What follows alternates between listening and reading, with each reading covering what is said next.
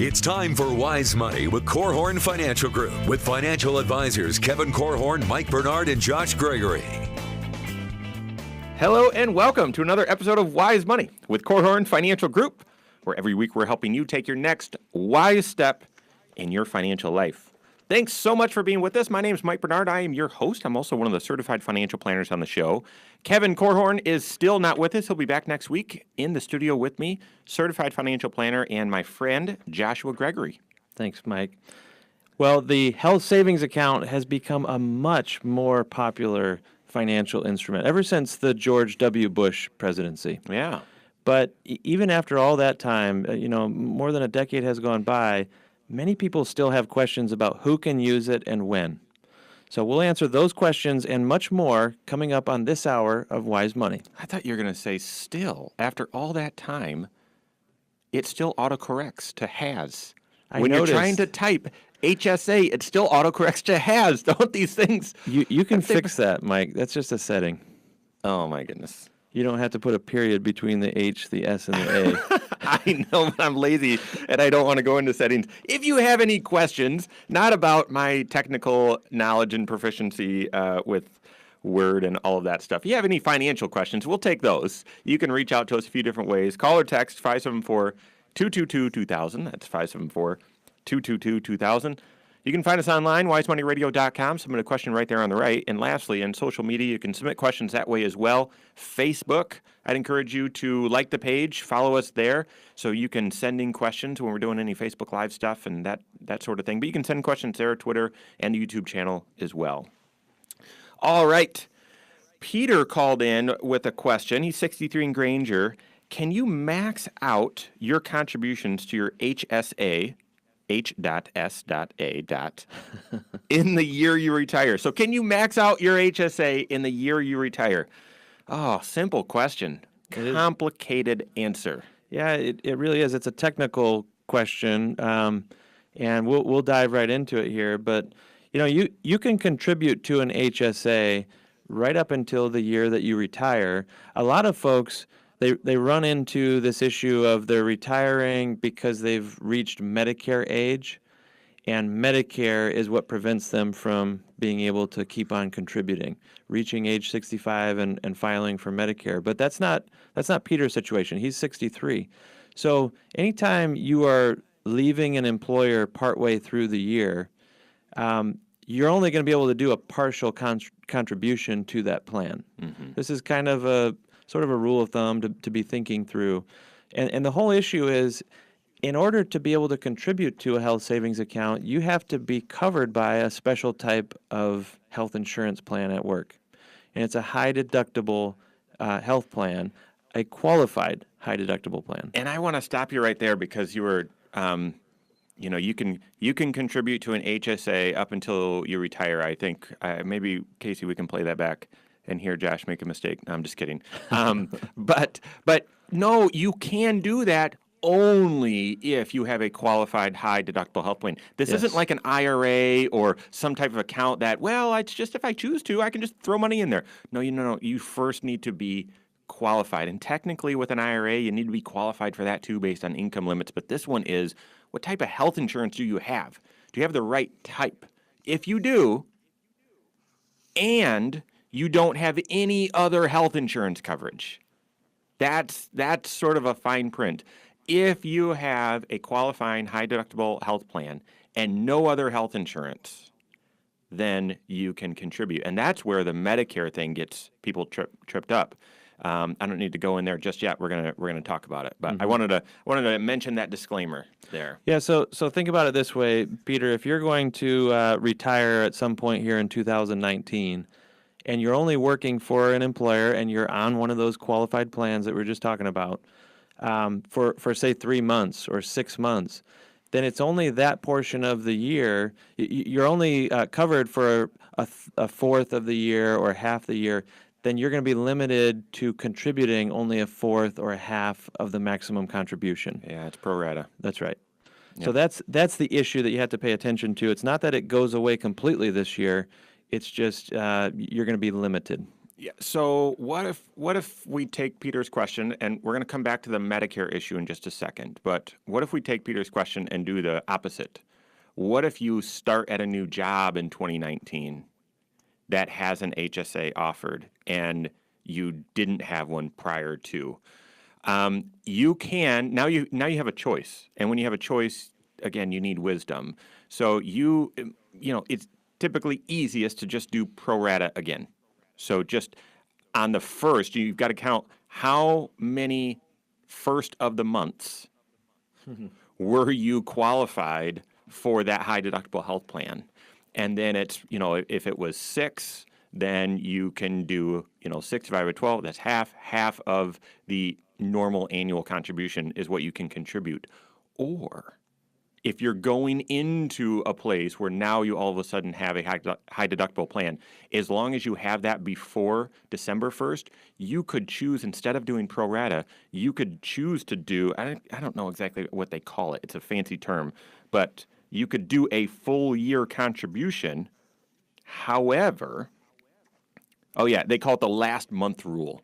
You could do a full year contribution, but then you have to have an HSA, a high deductible health plan, for the next 12 months or more. I can't remember. I think it's the next 12 months. So there's this testing period about the future. And if you leave your employment within that time, or if you get on Medicare within that time and you don't meet that future testing period, then you've overcontributed and you've got to pay penalties, and that can be dangerous. Or back the money out out if you still have time for that. That's and right.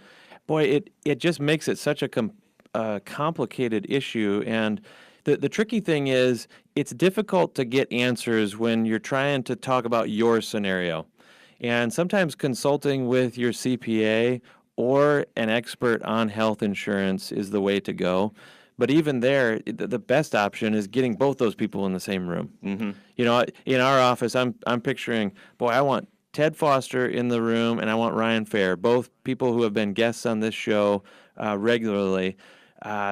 You're looking at the intersection between health insurance and your tax picture. You want to make sure you're not stepping on a landmine there. That's right.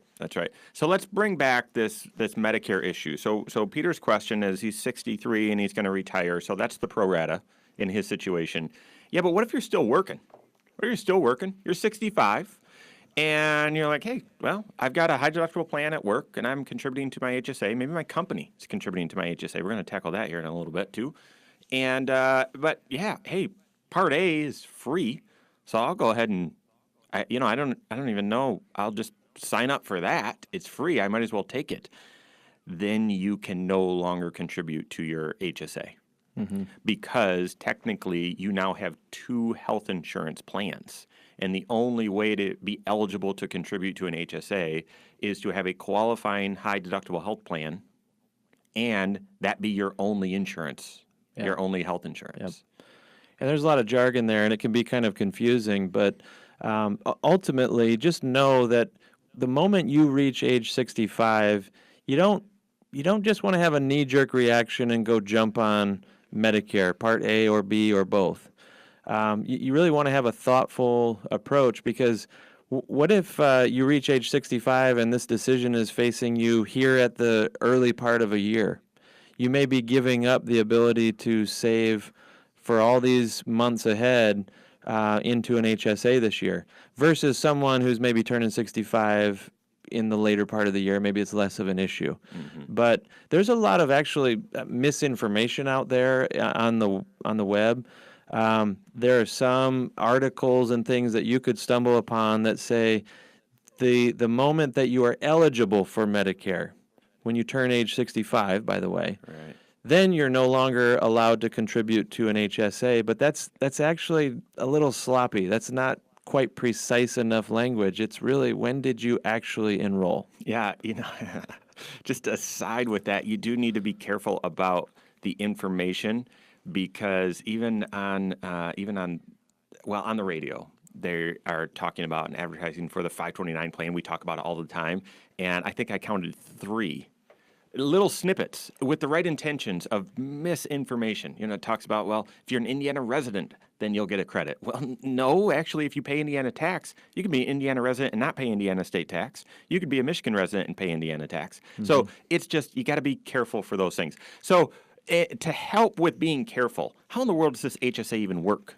How much can you put in there? When can you draw money out? What are some advanced planning techniques? We're going to talk about all that and more coming up here on Wise Money with Korhorn Financial Group.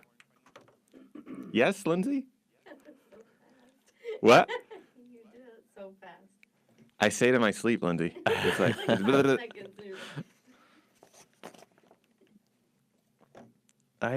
I don't think I even looked at the clock once that whole segment, so I'm glad you're paying attention. In the reflection on the board up here.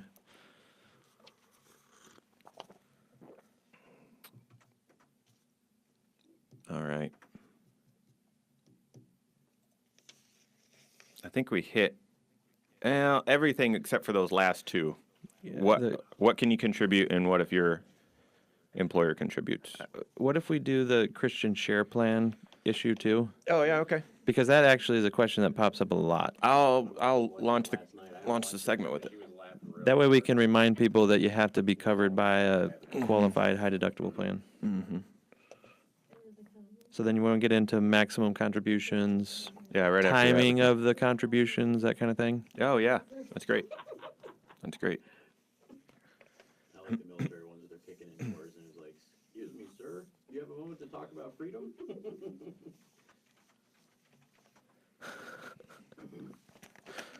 That's pretty funny. 26, right? Yeah, 26. All right. Ready? No. Come on. Hey, My goodness. you will wait until I process everything appropriately.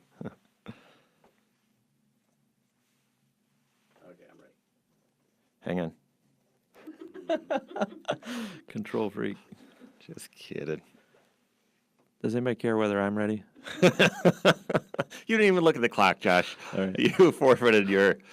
Anyway, all right.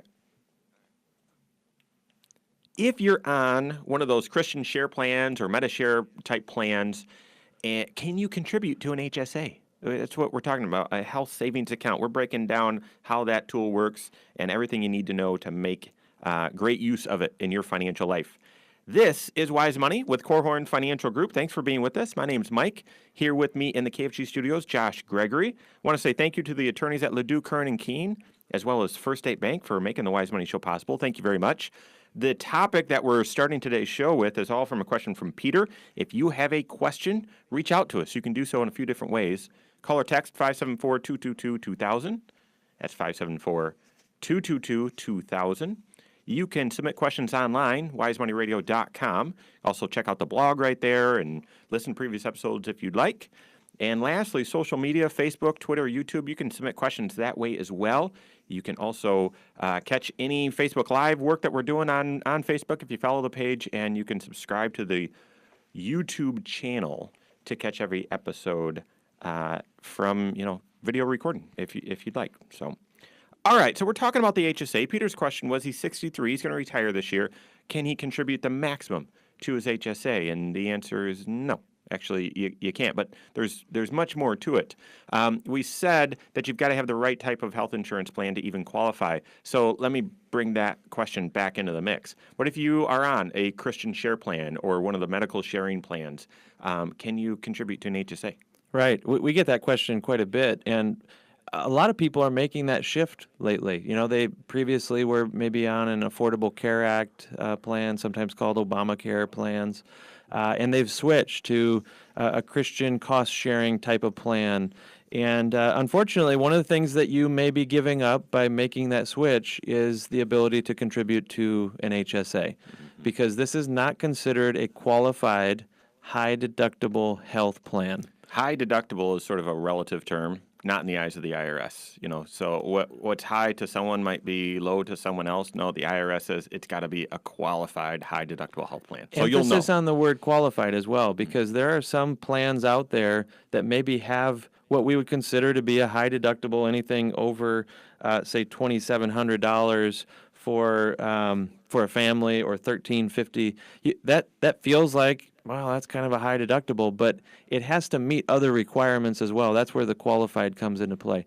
Your employer would be able to tell you whether or not you are actually eligible for an HSA. Based on the plan that they've put in place, or if you have purchased your own private insurance out on the marketplace, the agent that helped you put that in place may be able to also direct you on whether or not you can contribute. But these Christian health or cost-sharing plans are not eligible. Just know that. Right. And if you're buying online, oftentimes it'll even say in parentheses HSA eligible, Right. or HSA type plan. So the HSA, though, I mean, the real value of this, the reason why it gets so much attention out there, it is a tax planning tool. It's a way for you to spend money on your health care, your cost out of pocket, without being taxed on that money. In fact, I would argue it's one of the best tax shelters in the entire tax code. I don't know of anything else like it where it's pre-tax money going in, grows tax deferred, and comes out tax free. That's right. I don't think there is anything else. I don't believe so either. It's the only thing that I can think of that gives you 3 tax advantages. Even a Roth IRA, it gives you the tax advantage of letting your investments grow tax-free, and then when you pull the money out in retirement, it's tax-free. But guess what? You had to pay tax on the dollars before you put it in. Yeah, the contribution. So, So it's you good. get 2 out of the 3. The HSA gives you 3 out of the 3. So you've got to have a qualifying high deductible health plan, but then how much can you put in? Oh my goodness. Finally round numbers. Yeah. Finally round numbers. So for 2019, if you're a regular listener to the Wise Money Show, we're probably going to talk about this all the time because it's numbers you can actually remember. If it's just you on the coverage, $3,500 you can put in to your HSA. It used to be $33.50 and 29 cents. It's like just crazy off the wall numbers. Yep. Nope, it's $3,500 for 2019. Family coverage, you can do $7,000. And if you're 55 or older, they didn't make that easy. For your No. IRAs and 401ks, it's 50 or older, but this one, 55 or older, then you can do an extra $1,000. Now, the timing of those contributions, because we are in a unique window right now, that's your 2019 limits. Those are 2019. And you can contribute to 2019 from 1/1 of 2019 all the way to April 15 of 2020. So right now we're in this season where you can make 2019 contributions, but you can also look back at 2018 if you had a qualifying high deductible health plan and say, yeah, there's some more I want to contribute there and have it improve my tax situation. Okay, you just rattled off so many dates, and I knew what you were saying, let's but my cruise. head is spinning. Just know that essentially when you're contributing to an HSA, you have 15 months to get it funded for each calendar year. Makes no sense, but they've given you some opportunity to catch up. And so here we are, we're in this weird stretch of the calendar where you could be contributing to either last year or this year. And we've warned you before, if you're going to do that and you're going to go to the bank and make an HSA contribution, tell the teller what year this contribution is for. And then if they just say, okay, no, get it in writing, get some sort of documentation, because at least once, if not twice a year, this gets all jumbled up, where you prepare a tax return that shows, oh, you made an additional $2,000 contribution to your HSA, and yet the tax records show that was for a different year because it was just mixed up in the way that you did it. Josh, I think you said you transferred money electronically online, and when you do that, you can't really pick. That's there's, right. There's no way of It goes telling. to the current year, whatever year you're in so- at that time. Many of you, though, are contributing out of your paycheck. And that's important to recognize that, first of all, the limits have gone up, so maybe your paycheck contribution needs to be tweaked a little bit, recalculated. But just know that that is the preferred method of contributing to your HSA. Not only is it a systematic, steady drip of money into your account, but it's one of the only things that you can do to save money on your FICA tax. Yeah. Okay, FICA is how you pay into Social Security and Medicare. It is an extra tax that goes above and beyond your federal and state taxes, coming only on paycheck money. But you get to save into the HSA before that tax is calculated. Yep. If instead you do what Mike was just referring to, where I will sometimes transfer money from one bank account into my HSA and I just do it online as needed, I am not saving that extra tax. Okay, I will get a write-off on my tax return, but I'm not getting this extra tax benefit. Speaking of tax return, when you get to filing your returns here coming up, you're going to need to keep tabs on how much money you did pull out of your paycheck, how much your employer contributed, and then any of those additional contributions that you did by transferring. All of that has to fit within the limits that Mike was referring to. Last year it was $6,900. This year it's $7,000 for a family.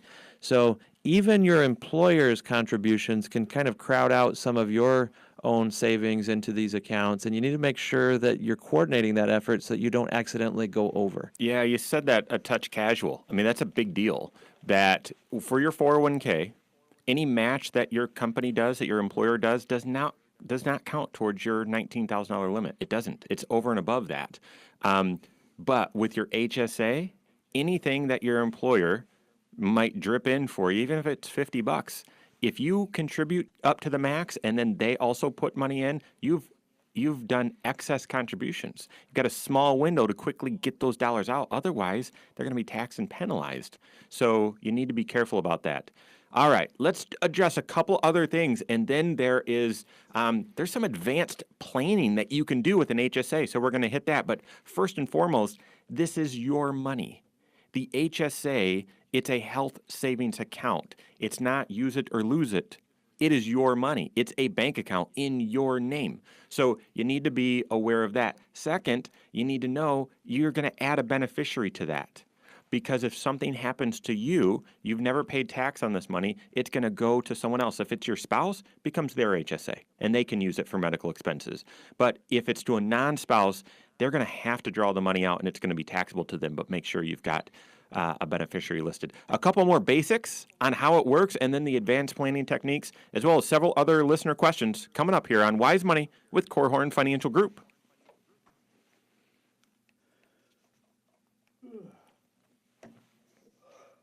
That was segment 2, right? Yep. So I thought about sharing this on the air, but I'll do it on YouTube. So I told you I'm coaching Upward, Joshy. And so went to the meeting, and then a few of us went out for burgers afterwards, and we're sitting there talking, and I don't know. Unfortunately, there was a lot of talk about financial stuff, and so I try to stay out of it. And one of the guys was talking about, and by the way, 2 of them are CPAs, talking about, oh, I need some Tylenol and some other stuff, and so, make sure you use your HSA. No. And I'm like, no, The guys, CPAs were? Yeah. Oh, yeah. that's unfortunate. So we're going to talk about that here in just a second, but I just want to tell you just how slippery this stuff is. So you can totally buy your Tylenol, your ibuprofen over the counter using your HSA if you have a doctor prescription telling you to go buy that stuff over the counter. So doctors have all the power. Doctor- yeah. But so Katie, so Your local dealers are starting to accept HSA. oh geez, Oh my goodness. yeah, up in Michigan. You know it. All right.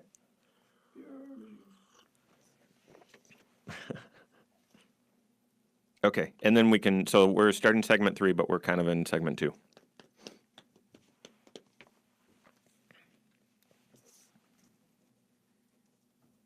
All right.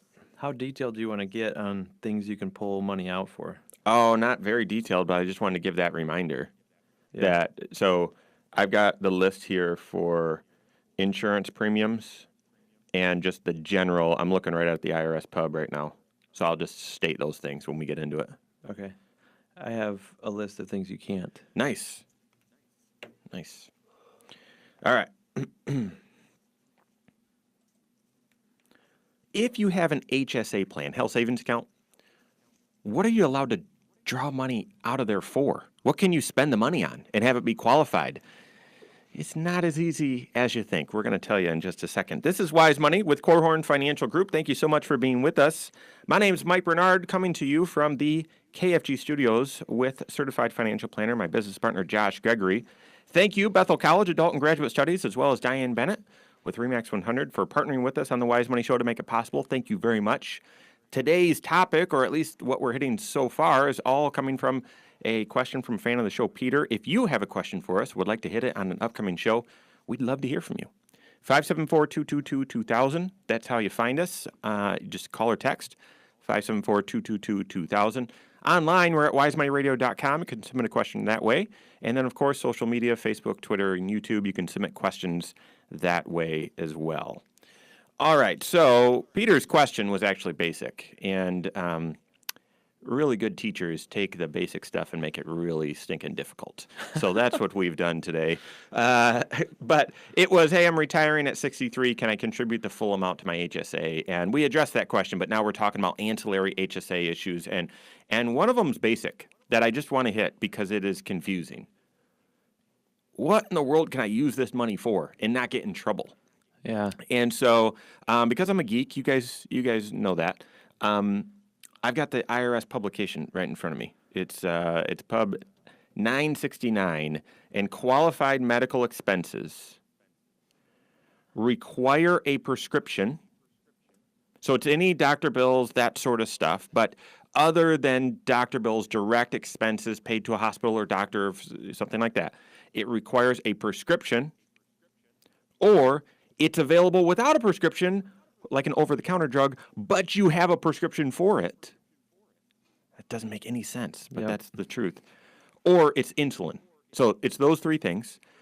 But you can also use it for health insurance premiums, but it's got to be for long-term care, health coverage continuation, such as COBRA, health coverage while receiving unemployment compensation, or Medicare, A, B, D, those sorts of things. Not Medicare supplements, not yet. I'm going to say yet because it doesn't make sense why you can't use it for that.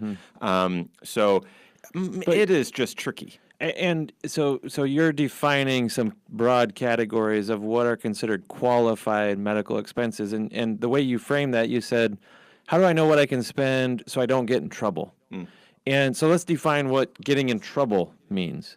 The whole point of this health savings account, the reason why in the last segment we said this is one of the best tax shelters in the entire Internal Revenue Code, is because it gives you three tax advantages. One is you get a tax write-off when you make a contribution to it. You also get to grow the account tax-free, and you get to pull the money out tax-free if you're using it for these qualified medical expenses. So obviously it behooves us to understand and know, well, what are those qualified medical expenses? Because if you're pulling it out for any other reason, you're going to pay tax. You start forfeiting the tax deferral or that tax-free distribution because you're going to pay tax and pay a 20% penalty if you're coloring outside the lines here. So that's a big issue. In fact, it's a big enough issue that a lot of websites out there are many HSA companies out there that these are banks that provide health savings accounts that you can open up and contribute to. Some of them are really easy to be able to swipe a card or write a check to be able to spend the money out of, that kind of thing. Maybe your local bank even provides a health savings account option for you. And if they do, they may have on their website a laundry list of potential things that you could actually be spending money on. Some of them, I got a kick out of this. Some of them even have a list of things you cannot spend money on because they're questions that pop up all the time. And I have no idea why these pop up. Okay. But this is on the list. You cannot use your HSA for veterinary expenses. Oh. Some of you think of your golden retriever as your son or daughter, but it is not. And you can't claim them on your taxes, too. I think that's unfair. Well, Unfair. deal with it, Mike. You're Okay. not even a dog guy. I know. Cat guy. You almost can't say those things together. A cat guy. Yeah, We'll sorry. strike that from the record. All right. Hair transplants are not a qualified medical expense. Electrolysis, diaper services, not counted. Illegal drugs or controlled substances Dance lessons are on the list. People have asked about this. Does Hey, it count? makes you healthy, right? Gets your blood flowing, gets you on your feet. This one, I don't know if you've tried this one, but health club dues. Have not tried it. Not counted. Any cosmetic surgery also not. I have not tried on the that list. one, and I found out. I'm stuck with this nose, turns out. Oh, there's no So fix. you try not to be too creative, but if you do have something that's probably a gray area, it's probably not a gray area. It's probably listed out somewhere, whether it's a do or a don't. And depending on how creative you are, you might need to spend a little extra time digging. Because like Josh said, it's great if whatever your situation is, if you can pull the money out from your HSA, it's wonderful and have it be qualified and tax free. But if you're wrong, yeah, it's going to be taxable and a pretty hefty penalty of 20%. So don't get it wrong. That 20% penalty goes away at age 65, though. Right. Keep that in mind. That's another little caveat to all the rules for HSAs. Okay, so speaking of all the rules with HSAs, and speaking of the fact that they're such a versatile tool, there's some creative tax planning that you can actually do, some creative financial planning that you can do in considering your HSA. So let's just spend a couple moments talking about those. And the first, we've already kind of alluded to it a little bit, but one of the benefits is that it can grow tax deferred. Well, you might think, well, it's just in a bank account and it's earning a little bit of interest, but it's not really growing. Well, yeah, but still that's tax deferred. But what we're talking about is you can actually invest your HSA if you wanted to. You might not feel like it right now with the past 6 months or so, but you could actually invest your HSA for the long term. You could be funding your HSA, and then when medical expenses pop up, just pay out of cash and allow the money in your HSA to continue to grow tax deferred and tax free. And the really, really neat thing that could change at any time, so just know laws can change at any time, but there right now is no statute of limitations on when you can reimburse yourself for an HSA expense. And so you could shoebox. We've talked about that before. And just save up all your receipts that you've paid out of pocket as your HSA account has grown. And then sometime in retirement, just say, yeah, I'm going to reimburse myself for all that and take 20 grand out of your HSA tax free to reimburse yourself. That's what makes this tool suddenly, if you reframe this as a retirement savings tool as opposed to a medical expense tool, it opens up a lot of these types of strategies where you start thinking, you know what? This might be an option for you if your income is too high to contribute to an IRA. That's for right. example. So many of us approach the HSA like an FSA. Like, okay, how much should I contribute? Well, how much do I think I'm going to spend on my medical expenses this year? I guess I'll do that.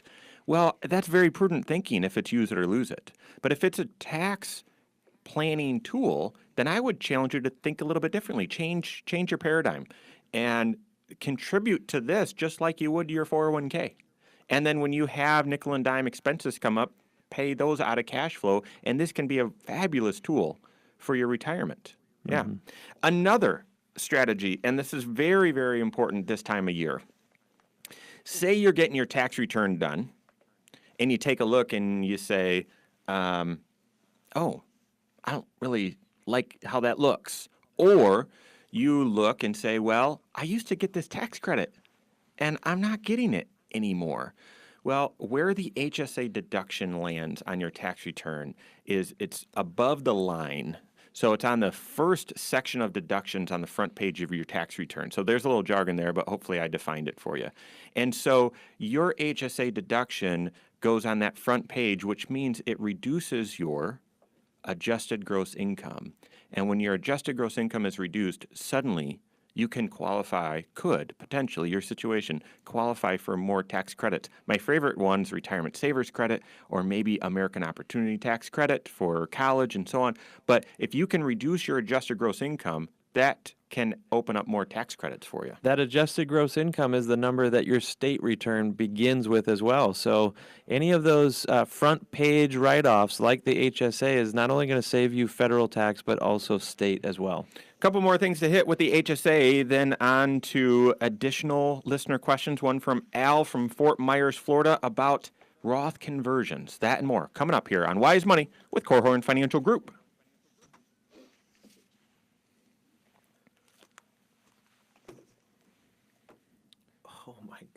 You like getting real sick? I might be. That's not good. That's not fun. Here's a positive for today. This is the last day filming with that backdrop. Nice. So it's coming down, and what's happening in its place? We just dealing with the or going with the logo that's already there, or what? Yeah, new one coming. New It's one? gonna be installed next week. Yep. It's $4,500. It's got a really cool backlight though. Just kidding. What do you think? You think that'll fit on my king size bed? I think it would. Maybe It's not long enough though. KFG comforter. I guess I'm excited. Make a It's tarp. a duvet cover. I'd say make a tarp out of it. That's pretty industrial tarp there. I lost my last tarp at the Garth Brooks concert there. What? Yeah. How? Figure it's raining. Let's have some shelter before we go into the craziness and Did they not let you take it in, or what? no, my friend, the wind, God went ahead and destroyed He it. took it. And thankfully, it didn't create any other damage to vehicles and whatnot next to us. And because we had it staked down, and but then the police were coming around saying, yeah, no one can have any tents or tarps, and sorry. Wow. But yeah, ours was ruined. Yep, tears in it, and what we had staked down was. So we're not going Ruined. to see you in a, what is it, farmer's insurance? What's their saying? We know a thing or two because we've Oh, seen yeah, a yeah, thing yeah. or two or something. Yeah. The Mike Bernard incident at Notre Dame. No, they were, yeah. I mean, totally logical. It's raining. It's terribly cold. It's in October. We're going to be outside for a concert. Let's, have a little shelter till we get in there. And no, And you built a tent. God had other plans. All right. You're such a Boy Scout. So, yeah. So we're hitting Al's question. Yeah, there's one other for the HSA that I want to hit because it impacts your health insurance. I don't have it listed. So, and then we'll get into Al's. Casey, Okay, so his question. I don't even know the artist, but the song. I hate it. Call Me Al, you hate it? What? Call Me Al? I don't know what that is. So it was back when music videos were in, and Chevy Chase, back when he was cool, was the one. He was the only one in the music video, and he was just talking, like lip syncing. Paul Simon? It was it Paul Simon? Yeah, well, there's a reason why I don't know what it is. It's a great song, Man. and the video. Yeah, this is from the '80s. Oh, okay. You I can't. recognize the synthesizer. And Chevy Chase is This is- is the video. It's great. This is the Bodyguard song. Bodyguard. That's what everybody knows it as. Okay. Bodyguard. from From a that movie? movie? No, not the. That's what I thought you meant Be too. My Bodyguard, right? Oh, Yes, yeah, yeah. yes, yeah. yes, yes. But everybody knows it. Everybody knows the song is the Bodyguard song. Do you have the video up? Yeah. Because Chevy Chase is just hilarious. Just his demeanor and stuff. I wish he wasn't such a jerk in real life I because he know. really is funny. I know. Fletch was on last night. It's one of my favorites. That's just great. Love it.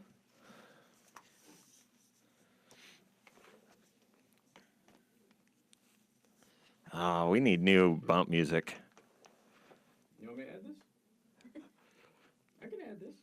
You can call me. See, call your me CFP. Call your CFP. I don't know if any of them can hear this thing, I can't. I don't know either. so Is it registering? Can you see the? it's not. It's not. Oh, bummer. All right, so you're You really could- confused. We YouTube, can you're- do that post edit. Just add the music over. Just in case we don't, and you're watching on YouTube and you think, "Whoa, What these what guys." happened to them? So we've got the wiring system all set up, where the computer with the with all the mechanics and all that stuff behind the video screen can play through our headphones, but sometimes it doesn't play through On the audio on recording. the audio recording. So we were just listening to. Is it Paul Simon? Paul Simon. You can call me Al. Paul Simon. Yes. Simon, yes. yes. All Forget right. I didn't have my microphone on. All right, fourth segment, land on the plane. So there's one last thing I want to hit with unique strategies for your HSA, and then we'll jump into Al's question. And then maybe the anonymous. Did you use the phrase shoebox? I did. You did. I couldn't remember hearing that. All right, fourth segment. Thank you so much for being with us today. This is Wise Money with Korhorn Financial Group. My name is Mike Bernard. Across from me in the KFG studios, Joshua Gregory. If you have any questions, if you missed anything, we've been talking about HSAs and planning. We've got a couple additional comments and then some listener questions that we're going to be hitting in just a second. If you have any questions, reach out to us. 574-222-2000. You can call or text 574-222-2000. You can find us online, wisemoneyradio.com. If you want to catch up on previous episodes, you can do so right there as well. All over social media, Facebook, Twitter, and YouTube. You can submit questions that way as well. Also, every episode's right there on the YouTube channel. We were having a little fun just before the segment started. And so if you want to catch any of that stuff, you just follow us on YouTube. Watch us that way as well. Lastly, just want to remind you, every episode we put on podcast. Some of you are confused. That's the only way you listen. We have it air on the radio station, but it also, every episode's podcast, wherever you listen to podcasts, just search Wise Money with Korhorn Financial Group. That's Korhorn with a K. All right, before we get on to additional questions, there's one last unique planning strategy with an HSA, and it's so unique, you heard me pause there. So we mentioned just at the end of the last segment that where you get the HSA deduction, it shows up on the front page of your tax return, and that reduces your adjusted gross income, so that can possibly open you up to some additional credits. What if you're on an Obamacare plan that's HSA eligible, because you need to be, and you've made too much money? And you get your taxes done, and you look and you say, I've got to pay what back? What's a premium tax credit? What is this garbage? What is this? Yeah, technically, the premium that you've paid in that scenario, the premium you've been paying each month for your health insurance, is actually after a tax credit. So they've given you the tax credit every month in advance because you said your income was going to be a certain level. Well, it's time to true that up on your tax return. And if your income's a little bit too high, you got to pay that tax credit back.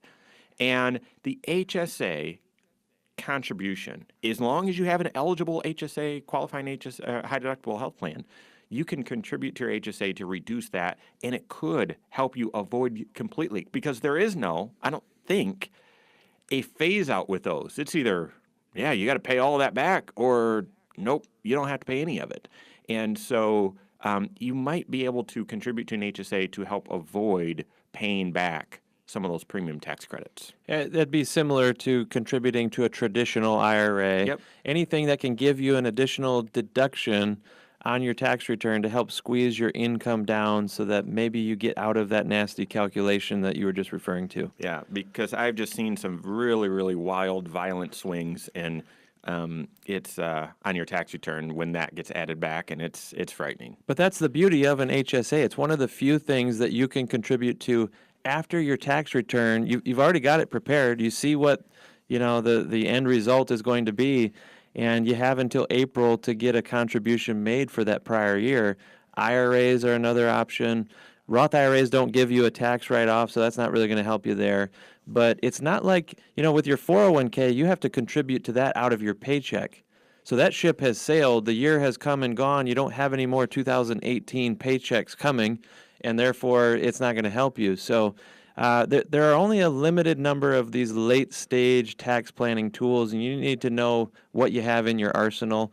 This is why your certified financial planner and CPA will be able to hopefully help bail you out if there is still some flexibility on a problem like that one. Yeah. Well, that's all stemming from a question from Peter. Thank you very much, Peter, for sending that question in. If you can tell, if there's not a topic that we're going to be hitting in a show, we usually take one question, kind of the question of the week, and really, really dive into all the tentacles and the different areas that it can be impacting your financial life. So, all right, let's keep moving. Al submitted the next question. He's a listener in Fort Myers, Florida. We all wish we were there. Are there any limits to how much I can convert from a traditional IRA to a Roth IRA? And is there an age threshold when I'm no longer able to do this anymore? What a great question. Yeah, I don't think Yep. we've ever had that question on the show. 4 Yeah. years. I don't think we've ever had it. This question comes up sometimes in the retirement class that I teach when we're really diving in and going into detail on the strategy of a Roth conversion. But I always tell people that it's not an age limit. It's not a limit on how much you're allowed to convert, moving money from an IRA to a Roth IRA. It's more about how much pain you're willing to endure. Right? Because ultimately what we're talking about is creating a taxable event. It's a proactive taxable event where you've decided in your financial life for your financial future, it makes sense for you to pay tax on some IRA money now, get it repositioned into a Roth IRA so that you never have to pay tax on those dollars again. And the reason you would decide something like that is because you believe the tax rate that you would pay today is better than anything you're going to see out there in the future. So why not go ahead and redeem some of that money out of a taxable account into a tax-free one? That's the whole idea of a Roth conversion. Well, here's the reality. When you start pulling money out of an IRA, you are throwing income onto your tax return. That income can sometimes have unintended consequences. An example would be if you are drawing Social Security, this Roth conversion might cause you to pay tax on more of your Social Security than you otherwise would have. Okay? That would be an unintended consequence. So if you are in that age band where you've started Social Security, be very careful with this. If you're on Medicare and you say, well, shoot, yeah, I'll pay a whole bunch of tax on this right now, it could push you into a different premium Medicare tier.